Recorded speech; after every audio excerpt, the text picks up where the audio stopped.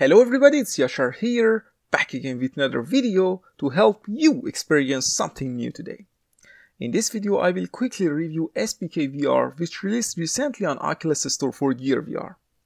If you like motobike racings, this game is a must-buy for you on Gear VR. Game is immersive, fun and entertaining.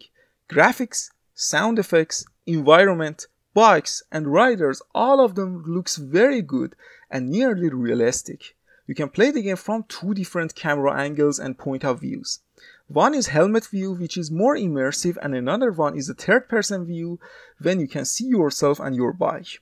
I personally prefer the helmet view, which is more fun and challenging. There are 13 tracks, about 24 riders, which all of them are real riders.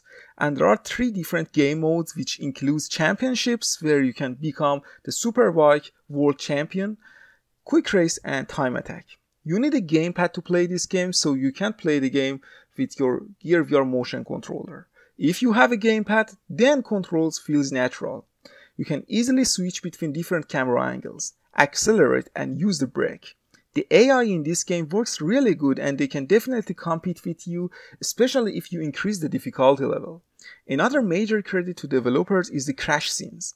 So you would not pass through your opponents like many other racing games, and you can actually crash with other bikes and also environment, which is really cool. The price tag is right as well. The game offers enough content to entertain you for a long time, and there is almost unlimited replayability value in this game, so the game definitely worth $4 Canadian price tag, at least in my opinion. Overall, I like the game and I think it's one of the best racing games on Gear VR, but like every single game that I review on this channel, there are always some aspect of the game that I don't like. First thing I don't like about SBK VR is lack of enough game modes. There is no online mode in this game, which is really disappointing. The online multiplayer can be really fun for a game like this, and I'm really surprised that developers doesn't include this mode in the game. The game could have a career mode or something like that as well, when you create your own rider and motobike and then compete with others, but it is what it is. Next, there is no enough customization or manual options in the game. For example, there is no manual gear change option. It could add a little bit more challenge to the actual gameplay and make it more realistic. I don't like when we don't have these kinds of options in a racing game. Next, I don't like the fact that you can't play the game using Gear VR motion controller. I think they could easily map the controls in the motion controller, as you can steer with your head movements and use touchpad and trigger buttons as accelerate and brake buttons. Finally, there are some bugs in the game.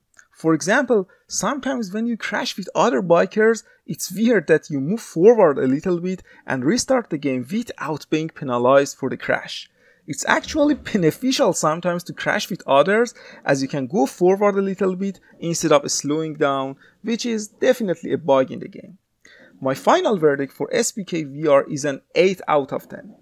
It's a really immersive and fun racing game with some interesting physics and fun gameplay. However, it suffers from lack of online modes, enough customization options and also some bugs.